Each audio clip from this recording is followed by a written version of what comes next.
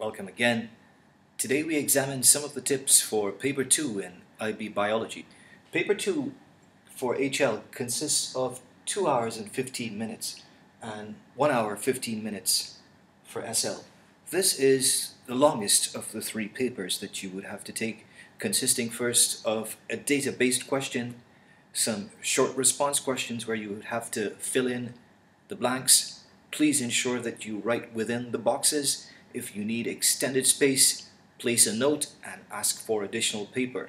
Writing placed in the columns on the side would only lead to complications with the scoring of your script.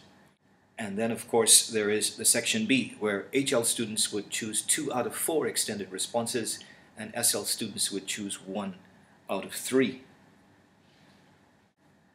And now I would like to share some important tips for this particular paper. Pay attention to the number of marks assigned and the command term. Questions are assigned a certain number of marks and they begin with a command term like explain or describe or outline. Each of these terms require you to have a specific approach to the question, and the number of marks are a definite guide as to the number of points that you have to raise to score them.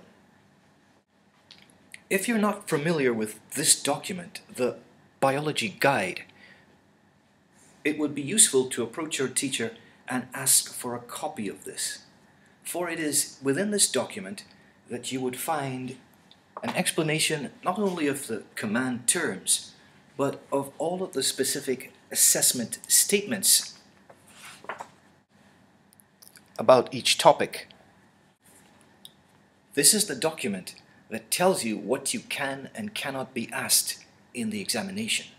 It is imperative that you have a copy of this in the days leading up to the final examination. Quality, not quantity, is what you should bear in mind. For it is often the case that students go on and on and on about a particular point. Take, for example, the issue of movement across the cell membrane. There's no point going on and on and on with multiple examples of simple diffusion and osmosis, when such a question would require the student to speak about osmosis, diffusion, facilitated diffusion, active transport, endocytosis, and exocytosis. This is the difference between an answer that takes 1 or 2 points and rambles on and on, as opposed to one that is diverse. And in this regard, I would like you to focus on the 2 Ds as you write your answers to questions.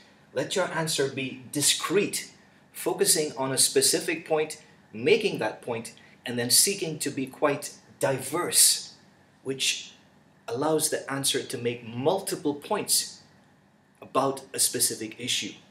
And even when there are only 2 marks associated with a question, it is not sufficient to make 2 points and be happy with that, because it is sometimes the case that the 2 points you make would be assigned to what the IB calls the same marking point. And if your 2 points fall within the same marking point, then you would only be awarded 1 out of 2. So if you know 3 possible points, or even 4 possible points, take the time to fill them in. The analysis of data is a big part of Paper 2.